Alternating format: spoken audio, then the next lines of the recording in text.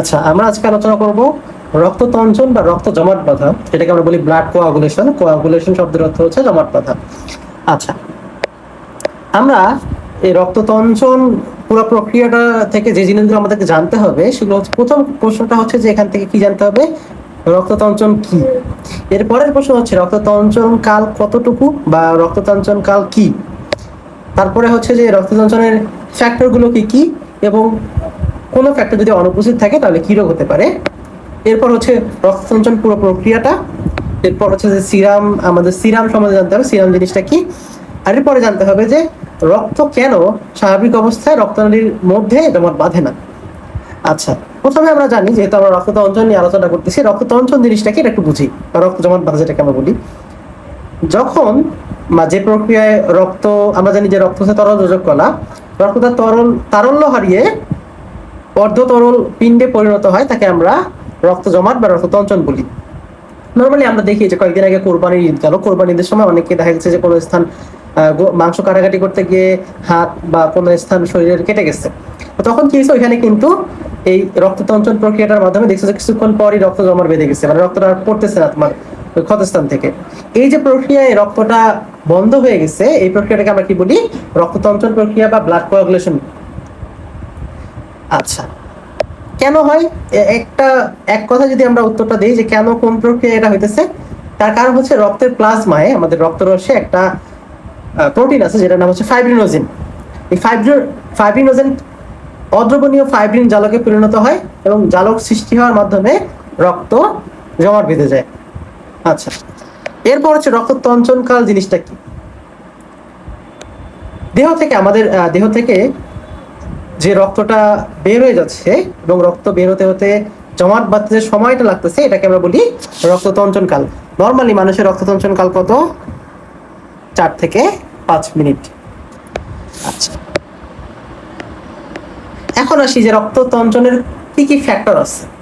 রক্ততঞ্চনের factor আছে প্রায় 60টার মতো, যদিও বা এটা সরাসরি আজমল স্যারে বইয়ে দেয়া নাই। তো রক্ততঞ্চনের ফ্যাক্টর কয়টা, 7টা। এর মধ্যে গুরুত্বপূর্ণ হচ্ছে 13টা, আর অতি গুরুত্বপূর্ণ হচ্ছে 4টা। ঠিক আছে। আচ্ছা, এখন প্রথমে আমরা 4টা যে অতি গুরুত্বপূর্ণ ফ্যাক্টর আছে, এই 4টা অতি গুরুত্বপূর্ণ ফ্যাক্টর মুখস্থ করবো। কারণ কি, আমাদের 13টা ফ্যাক্টর সিরিয়াল বাই মুখস্থ করতে হবে না, 4টা ফ্যাক্টর মুখস্থ করতেই হবে। 4টা ফ্যাক্টরের নাম আমাদেরকে জানতে হবে, কারণ কি প্রশ্ন এরকম ভাবে আসবে যে ফ্যাক্টর 1 এর নাম কি, বা ফ্যাক্টর 2 কোনটা, বা ফ্যাক্টর 3 কোনটা, এভাবে কোশ্চেন আসবে। ওকে, তাহলে আমরা এখন একটা সহজ টেকনিক দিয়ে আমরা এটা সিরিয়াল বাই মনে রাখবো। টেকনিকটা কি, ফুল পরে টুপ করে, ফুল পরে টুপ করে। এই ফুলতে ফতে হচ্ছে ফাইব্রিনোজেন,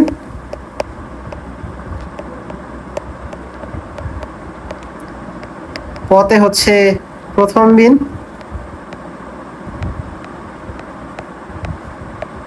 এই টতে হচ্ছে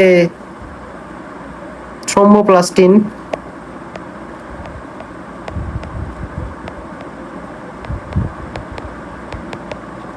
আর কতে হচ্ছে ক্যালসিয়াম 2+। তাহলে এই যে 4টা অতি গুরুত্বপূর্ণ ক্লটিং ফ্যাক্টর আছে, এদের নাম তোমাকে সিরিয়াল ওয়াইজ জানতে হবে। দেখো, এটা কিন্তু সিরিয়াল ওয়াইজ, এটা হচ্ছে ফ্যাক্টর 1, এটা হচ্ছে ফ্যাক্টর 2, এটা হচ্ছে ফ্যাক্টর 3, এবং এটা হচ্ছে ফ্যাক্টর 4। ওকে, তাহলে প্রশ্ন হচ্ছে, ভাই আমাকে তাহলে কি বাকি যে ফ্যাক্টরগুলো আছে এগুলো সম্বন্ধে জানতে হবে না? অবশ্যই, কি কি জানতে হবে বা কোনটা কোনটা পড়তে হবে, আমি এটা তোমাকে এখন এই সব থেকে একদম ক্লিয়ার করে দিচ্ছি বিষয়টা। আচ্ছা, এখন আসো,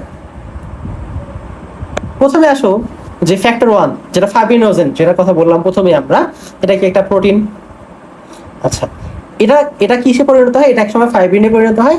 সেই ফাইব্রিনটা পলিমার গঠন করে এবং রক্তজাল সৃষ্টি করে এবং রক্তটা জমাট বেঁধে যায়। এটা রক্ততঞ্চন প্রক্রিয়া যখন আমরা পুরোটা পড়বো তখন আমরা জানতে পারবো। ফ্যাক্টর 2 হচ্ছে প্রথমবিন। প্রথমবিন কিন্তু ইনঅ্যাক্টিভ, এটা থ্রোম্বিনে কনভার্ট হয়। থ্রোম্বিনে কনভার্ট হওয়ার পর এটা কি করে, ফাইব্রিনোজেনকে ফাইব্রিন মনোমারে কনভার্ট করে। আচ্ছা, এবং আরেকটা গুরুত্বপূর্ণ তথ্য জানতে হবে, সেটা হচ্ছে এটা যকৃতে সংশ্লেষিত হয়। কোথায়, যকৃতে তৈরি হয়। কোথায় তৈরি হয়, যকৃতে।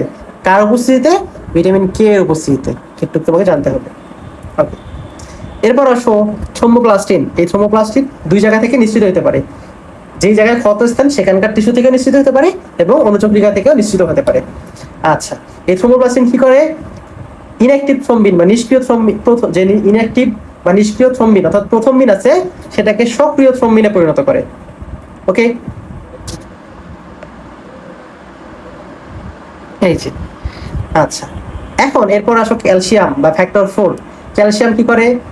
থ্রোম্বোপ্লাস্টিনের সাথে সহায়তায় থ্রোম্বোপ্লাস্টিন এবং ক্যালসিয়াম এরা উভয়ই কাজ করে প্রথম্বিনটাকে থ্রম্বিনে কনভার্ট করে। এগুলো গেল আমার অতি গুরুত্বপূর্ণ 4টা ফ্যাক্টর। এই 4টা ফ্যাক্টর সম্বন্ধে সকল তথ্য আমাদেরকে জানতে হবে। বাকি ফ্যাক্টরগুলো সম্বন্ধে কি জানতে হবে? যেমন 6 নম্বর ফ্যাক্টর সম্বন্ধে কিছু জানতে হবে না, এটা জানার দরকার নেই আমাদের। 5 নম্বর ফ্যাক্টর, এটাও একই রকম কাজ করে, এটাও প্রথম মিনকে থ্রম্বিনে কনভার্ট করে। ওকে, 8 এবং 9 নম্বর ফ্যাক্টর, এই দুটো একটু গুরুত্বপূর্ণ। কেন গুরুত্বপূর্ণ? এই দুটো ফ্যাক্টরের অভাব, এই দুটো ফ্যাক্টর যদি অনুপস্থিত থাকে কোনো কারণে, তাহলে আমাদের একটা রোগ হয়। সেই রোগের নাম হচ্ছে হিমোফিলিয়া। এটা সম্বন্ধে আমরা কিছুক্ষণ পরে আরো জানবো। তো এই দুটো ফ্যাক্টর একটু জানতে হবে, যে ফ্যাক্টর 8 এবং ফ্যাক্টর 9। ফ্যাক্টর 8 হচ্ছে এন্টি হিমোফিলিক ফ্যাক্টর, দেখছো যেটা বলতেছিলাম যে এই দুটো ফ্যাক্টরের অভাবে কি হয়? হিমোফিলিয়া হয়। আর ফ্যাক্টর 9 হচ্ছে ক্রিসমাস ফ্যাক্টর। দুইটা ফ্যাক্টরের অভাবে কি হয়? হিমোফিলিয়া রোগ হয়। এবং এই দুইটাই সেম কাজ করে। কি করে? থ্রোম্বোপ্লাস্টিন সৃষ্টিতে সহায়তা করে। ওকে, আচ্ছা, 8, 9 তো থ্রোম্বোপ্লাস্টিন সৃষ্টিতে সাহায্য করলো। আরো একটা ফ্যাক্টর অর্থাৎ 789, এরা কি করে? এরা থ্রোম্বোপ্লাস্টিন সৃষ্টিতে সাহায্য করে। 789 তাহলে কি করে? থ্রোম্বোপ্লাস্টিন সৃষ্টিতে সাহায্য করে। ওকে, এরপর আসো ফ্যাক্টর 12, নামটা হচ্ছে হ্যাগম্যান ফ্যাক্টর। এর কাজ কি? এ একটা কাজ করে, সেটা হচ্ছে যে কেলিক্রেইন নামক একটা ফ্যাক্টরকে সক্রিয় করে। কি নামক? কেলিক্রেইন। এটা আসলে লেস ইম্পর্টেন্ট, তারপর আমি জানার জন্য জানিয়ে দিচ্ছি তোমাদেরকে। এবং প্লাজমোকাইনিন নামে একটা পদার্থ সৃষ্টি করে, যেটা কি করে?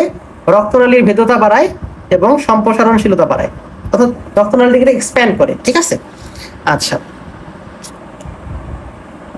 এরপর আসো প্লাজমা থ্রোম্বোপ্লাস্টিন অর্থাৎ এটাও একটা থ্রোম্বোপ্লাস্টিন, ওয়ান কাইন্ড অফ, এবং এটা একটা প্রোটিন, এবং এটা থ্রোম্বোপ্লাস্টিন গঠনে অংশগ্রহণ করবে, নাম শুনে বোঝা যাচ্ছে। আচ্ছা, স্টুয়ার্ট ফ্যাক্টর আর factor 7 almost same. Stuart factor আর ফ্যাক্টর 7 অর্থাৎ ফ্যাক্টর 7 আর 10 অলমোস্ট একই রকম, কাজটা একই রকম। আচ্ছা, লাস্টে বাকি থাকলো কি? ফ্যাক্টর 13 বা ফাইব্রিন স্টেবিলাইজিং ফ্যাক্টর। এটা কি করে? আমাদের যে ক্যালসিয়াম আছে, সেই ক্যালসিয়ামের সাহায্যে রক্তের যে নরম তঞ্চন পিণ্ড অর্থাৎ জমাট বাঁধা, তঞ্চন মানে জমাট বাঁধা যে পিণ্ডটা থাকে, সেটাকে অদ্রবণীয় কঠিন তন্তুতে রূপান্তর করে। ওকে, তাহলে দেখো এই যে ছক থেকে আমাকে কি জানতে হবে? এখান থেকে কি কোশ্চেন আছে? রক্ত সঞ্চালনের টোটাল ফ্যাক্টর আছে 60টার মতো, এর মধ্যে 13টা গুরুত্বপূর্ণ আর অতি গুরুত্বপূর্ণ কয়টা? 4টার নাম সিরিয়ালি জানতে হবে, 4টা সম্বন্ধে ইনফরমেশনগুলো জানতে হবে, কোনটা কি করে। ঠিক আছে, যেমন আমার প্রথম মিন কি করে? প্রথম মিন অ্যাক্টিভ হয়ে থ্রম্বিনে পরিণত হয়, সেই থ্রম্বিনটা ফাইব্রিনোজেনকে ফাইব্রিনে কনভার্ট করে। আবার ফাইব্রিনোজেন এটাও কি করে? এটা একটা প্রোটিন, রক্তের প্রোটিন। আমরা রক্ত যখন রিসার্চ করবো তখন জানতে পারবো যে রক্তের একটা প্রোটিনের মধ্যে ফাইব্রিনোজেন আছে। ওকে, আচ্ছা, এখন যেটা এরপরে যে প্রশ্নটা ছিল যে রক্ততঞ্চনে কোনো ফ্যাক্টর যদি অনুপস্থিত থাকে তাহলে কি হয়? এটা আমরা এতক্ষণে জেনে ফেলছি। সেটা কি? রক্ততঞ্চনের ফ্যাক্টর 8 এবং 9 অর্থাৎ অ্যান্টি হিমোফিলিক ফ্যাক্টর এবং ক্রিসমাস ফ্যাক্টর যদি অনুপস্থিত থাকে, তাহলে আমাদের কি রোগ হয়? হিমোফিলিয়া রোগ হয়। এই রোগ যদি দুটো যদি ফ্যাক্টর না থাকে, ধরো রক্ত তোমার কোনো একটা জায়গায় কেটে গেছে, এখন তোমার যদি জেনেটিক্যালি এই দুটো ফ্যাক্টর না থাকে, তাহলে কি হবে? তোমার রক্তক্ষরণটা সহজে বন্ধ হবে না এবং প্রচুর রক্তক্ষরণ হবে। এই রোগটাকে আমরা বলি হিমোফিলিয়া রোগ। মজার বিষয় হচ্ছে যে মহারানী যে ভিক্টোরিয়া, তার এই রোগটা ছিল এবং তার মাধ্যমে রাজ পরিবারে এই রোগটা ছড়ায় পড়ে। ঠিক আছে, আচ্ছা, পরে সবথেকে গুরুত্বপূর্ণ যে প্রশ্ন, সবথেকে গুরুত্বপূর্ণ যে বিষয়টা জানার, সেটা হচ্ছে যে রক্ততঞ্চন প্রক্রিয়া। খুবই খুবই খুবই গুরুত্বপূর্ণ। রক্ততঞ্চন প্রক্রিয়াটা অনেক বইয়ে অনেকভাবে ছিল। আমি 2-3টা বই মিলায়ে একটা শর্টকাটে লেখার চেষ্টা করছি তোমাদের জন্য। ঠিক আছে, প্রথমে যদি আমি ব্যাখ্যা করি, প্রথমে কি হবে? ধরো তোমার হাতের কোনো একটা স্থান কেটে গেছে, ধরো সাপোজ, তো ওখানে কি হবে? ওখানকার যে রক্তনালীগুলো আছে, সেই রক্তনালীগুলো সংকুচিত হয়ে যাবে। কেন সংকুচিত হবে? আমরা অনুচক্রিকা যদি পড়ি, অনুচক্রিকার একটা কাজ হচ্ছে, সেটা কি করে? সেরোটোনিন রিলিজ করে। কি রিলিজ করে? সেরোটোনিন।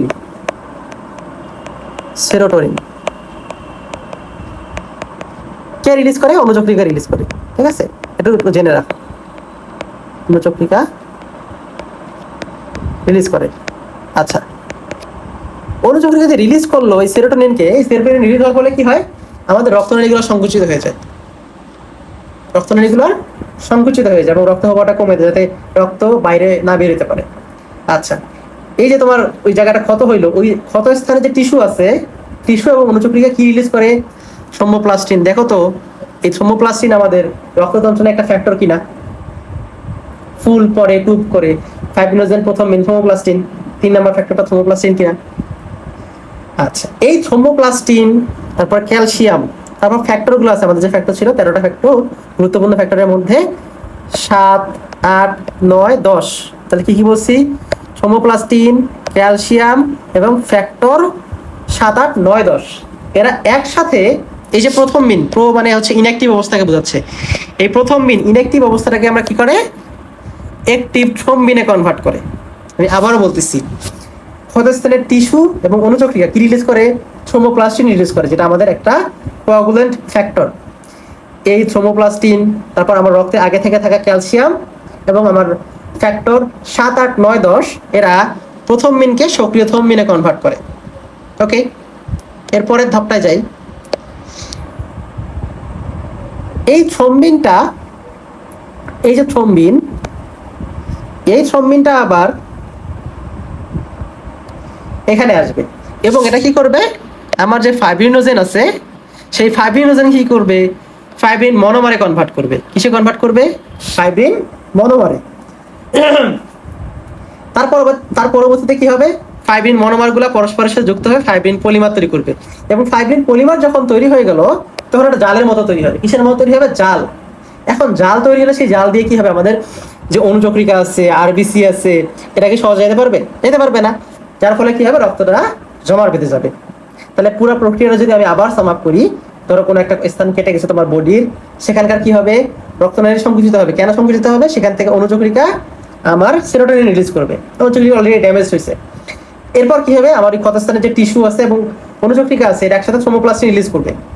এই থ্রোম্বোপ্লাস্টিন, ক্যালসিয়াম, তারপর আমাদের যে কোয়াগুলেন্ট ফ্যাক্টর, ফ্যাক্টর 7, 8, 9, 10 এরা একসাথে প্রথম মিনকে সক্রিয় থ্রোম্বিনে কনভার্ট করবে। এই থ্রোম্বিনটা আবার যে আমাদের ফাইব্রিনোজেন আছে, যে আমাদের একটা প্রোটিন, প্লাজমা প্রোটিন, এই ফাইব্রিনোজেনকে কি করবে? ফাইব্রিন মনোমারে কনভার্ট করবে। ঠিক আছে, এই ফাইব্রিন মনোমার পরস্পরের সাথে যুক্ত হয়ে ফাইব্রিন পলিমার তৈরি করবে এবং রক্তজালক তৈরি করবে। এই রক্তজালক দিয়ে আমাদের আরবিসি, অনুচক্রিকা এরা যাইতে পারবে না, যার ফলে আমাদের রক্তটা জমাট বেঁধে যাবে। ওকে, যেমন প্রথমে পড়েছিলাম কিন্তু আমরা প্রথমেই যে ফাইব্রিনোজেনটা কি করে? ফাইব্রিনোজেনটা অদ্রবণীয় ফাইব্রিন পলিমারে পরিণত হয়, যার ফলে আমাদের কি হয়? রক্তটা জমাট বেঁধে যায়। আচ্ছা, এর পরের কোশ্চেন ছিল যে আমাদের সিরাম কি? সিরাম, ধরে যে রক্ত জমা, তুমি যখন দেখবা যে তোমার হাত কাটা গেছে, কিছুক্ষণ পর রক্ত জমা বেঁধে গেছে, শুকায় যাওয়ার পর একটু পর দেখবো ওখান থেকে হালকা হলুদ রঙের একটা জিনিস বেরোয় আসতেছে। এই যে হালকা হলুদ বর্ণের তরলটা বেরোয় আসতেছে, এটাকে আমরা বলি সিরাম। সিরাম আর এবং আমাদের রক্তরস এর উপাদান প্রায় কাছাকাছি, কিন্তু সিরামের মধ্যে কিছু কিছু জিনিস থাকে না। কি কি থাকে না? আমাদের ফাইব্রিনোজেন, তারপর হচ্ছে ফাইব্রিনোজেন, তারপর প্রথমবিন, ফ্যাক্টর 5 এবং 7 এগুলো থাকে না। ওকে, তবে কি থাকে? সেরোটোনিনের ঘনত্ব অনেক বেশি থাকে। কেন থাকে বলো তো? কারণ এই যে অনুচক্রিয়াগুলো ছিল, অনুচক্রিয়াগুলো যখন ড্যামেজ হয়ে যায় এবং ক্ষতিগ্রস্ত হয় তখন কি রিলিজ করে? সেরোটোনিন রিলিজ করে এবং সেরোটোনিনটা আমাদের কি করে? রক্তনালী সংকুচিত হতে সাহায্য করে। সেরোটোনিন যখন অনুচক্রিকা থেকে বেরোয় আসছে তখন এটা সিরামের মধ্যে বেশি পরিমাণে থাকতেছে এবং সিরামে সেরোটোনিনের ঘনত্ব অনেক বেশি থাকে। তাহলে এখান থেকে কোশ্চেন আসতে পারে, সিরামে কিসের ঘনত্ব বেশি থাকে? সেরোটোনিনের ঘনত্ব বেশি থাকে। সেরোটোনিনের কাজ কি?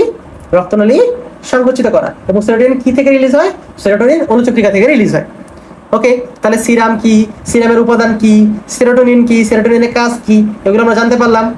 আচ্ছা, এরপরে কোশ্চেন ছিল যে রক্ত কেন স্বাভাবিক অবস্থায়, যে তুমি আমি স্বাভাবিক অবস্থায় আছি, আমাদের কোনো ক্ষত নাই, বডিতে কোনো ক্ষত নাই, এখন স্বাভাবিক অবস্থায় রক্ত কেন তোমার বডির যে রক্তনালী আছে বডির ভিতরে সেখানে কেন জমাট বাড়তেছে না? এটা একটা কোশ্চেন, এই কোশ্চেনটা আসে, খুবই গুরুত্বপূর্ণ একটা কোশ্চেন। এর অনেকগুলো কারণ আছে, আমরা এখন ধারাবাহিকভাবে সেই কারণগুলো পড়বো। প্রথম কারণটা সেটা কি? যে রক্তের গতি বা রক্তের বেগ। আমাদের বডিতে রক্ত অনেক বেশি গতিতে চলাচল করে, যার ফলে এই রক্তটা সহজে জমাট বাঁধতে পারে না। এর একটা কারণ, প্রথম কারণ।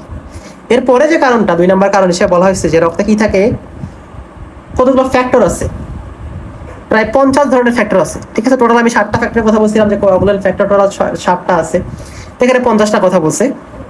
এই ফ্যাক্টরগুলোকে আমরা দুই ভাগে ভাগ করি, একটা হচ্ছে প্রোকোয়াগুলেন্ট ফ্যাক্টর, একটা হচ্ছে অ্যান্টিকোয়াগুলেন্ট ফ্যাক্টর। প্রো কথাটা শুনেই বোঝা যাচ্ছে যে কি, এই কোয়াগুলেশনটাকে উদ্দীপ্ত করবে, এবং অ্যান্টিকোয়াগুলেন্ট মানে অ্যান্টি মানে কি, কোয়াগুলেশনের অপোজিট কিছু একটা, অর্থাৎ রক্ত তঞ্চন বা রক্ত জমাট বাঁধাটাকে প্রতিরোধ করবে। নর্মালি আমাদের বডিতে কি হয় যে এই প্রোকোয়াগুলেন্ট এবং অ্যান্টিকোয়াগুলেন্ট গুলা ভারসাম্য করে থাকে, এবং অ্যান্টিকোয়াগুলেন্ট গুলান প্রোকোয়াগুলেন্টের উপর প্রকট থাকে, অর্থাৎ প্রকট অবস্থা থাকে, আর প্রোকোয়াগুলেন্ট গুলা প্রচ্ছন্ন অবস্থায় থাকে। যার ফলে যেহেতু অ্যান্টিকোয়াগুলেন্ট যারা রক্ত তঞ্চনকে প্রতিরোধ করে, এদের কাজ কি রক্ত তঞ্চনকে প্রতিরোধ করা, তাহলে অ্যান্টিকোয়াগুলেন্ট যদি আমাদের প্রকট অবস্থায় থাকে তাহলে কি হবে, রক্ত কি তঞ্চন হবে? হবে না, রক্ত জমাট বাঁধবে না। ওকে, এর পরের পয়েন্ট বলা হয়েছে কি যে আমাদের যে রক্তনালীর ভিতরে যে এন্ডোথেলিয়াম আছে, রক্তনালীর প্রাচীর আছে, সেই প্রাচীরে এন্ডোথেলিয়ামটা অনেক মসৃণ থাকে। কোনো জিনিস যদি মসৃণ থাকে, সেই মসৃণ জিনিস দিয়ে একটা তরল খুব সহজেই প্রবাহিত হতে পারবে, কোথাও বাধাগ্রস্ত হবে না, যার ফলে রক্ত জমাটও বাঁধবে না। আচ্ছা, এরপরে আর একটা যে গুরুত্বপূর্ণ কথা বলেছি, অ্যান্টিকোয়াগুলেন্ট ফ্যাক্টরের কথা বলছিলাম, তার মধ্যে সবথেকে অন্যতম একটা ফ্যাক্টর হচ্ছে হেপারিন। এটা কিন্তু এমসিকিউ এ আসে, নিচে কোনটা অ্যান্টিকোয়াগুলেন্ট ফ্যাক্টর, এটা হচ্ছে হেপারিন। এই হেপারিনটা থাকার কারণে রক্ত দেহের অভ্যন্তরে রক্তনালীতে জমাট বাঁধে না।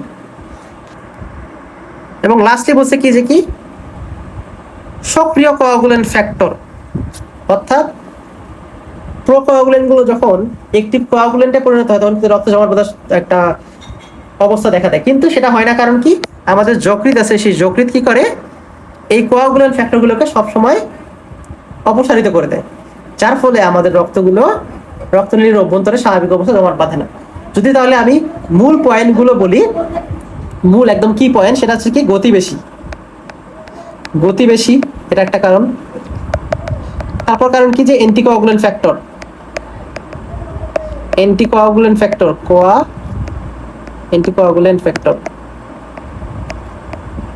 এরা কি অবস্থা থাকে, প্রকট। এবং একটা অ্যান্টিকোয়াগুলেন্টের নাম যদি তুমি উল্লেখ করে দাও, সেটা হচ্ছে হেপারিন। তারপর কি, যে আমার এন্ডোথেলিয়ামটা মসৃণ এন্ডোথেলিয়াম, ঠিক আছে, মসৃণ এন্ডোথেলিয়াম।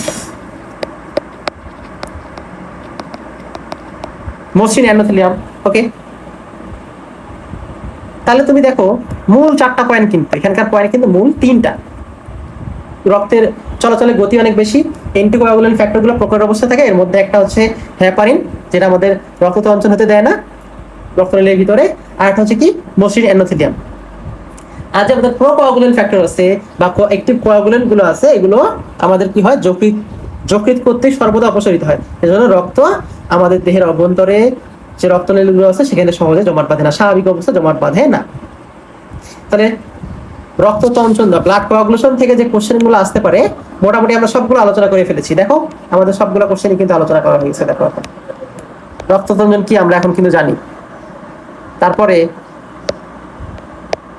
রক্ত তঞ্চন কাল কি এবং রক্ত তঞ্চন কালের সময়কাল কত, বলো দেখি, রক্ত তঞ্চন কাল সময় কত, তোমাদের জন্য প্রশ্ন থাকলো। এবং রক্ত তঞ্চন কাল কি, এটা আমাকে লিখে জানাবা। আচ্ছা, আমাকে বলো এখন রক্ত তঞ্চনের মোট ফ্যাক্টর কয়টা, এখন কিন্তু তুমি জানো মোট ফ্যাক্টর হচ্ছে 7টা, এর মধ্যে গুরুত্বপূর্ণ হচ্ছে 13টা, আর অতি গুরুত্বপূর্ণ হচ্ছে 4টা। এবং এটাও তুমি জানো যে কোন ফ্যাক্টরের উপস্থিতিতে কি রোগ হতে পারে, অনুপস্থিতিতে কি রোগ হতে পারে। ফ্যাক্টর 8 এবং 9, অর্থাৎ অ্যান্টি হিমোফিলিক ফ্যাক্টর এবং হচ্ছে আমাদের যে ফ্যাক্টর 9 আছে, এদের অভাবে কি হতে পারে, আমাদের হিমোফিলিয়া রোগ হতে পারে। অর্থাৎ কোনো কারণে যদি তোমার কোনো ক্ষতস্থান হয়, সেখান থেকে রক্ত ক্ষরণ শুরু হলে সেটা সহজেই তঞ্চিত হবে না। আচ্ছা, এরপর আমরা রক্ত তঞ্চন যে পুরো প্রক্রিয়া সেটা বর্ণনা করা শিখতে পেরেছি। সিরাম কি আমরা এখন জানি, এবং রক্ত কেন স্বাভাবিক অবস্থায় রক্তনালীদের ভিতরে জমাট বাঁধে না সেটাও কিন্তু আমরা এখন খুব ভালোভাবেই জানি। তাহলে আজকে এ পর্যন্তই, পরবর্তীতে নতুন কোনো টপিক নিয়ে, গুরুত্বপূর্ণ টপিক নিয়ে তোমাদের সামনে আবার হাজির হবো।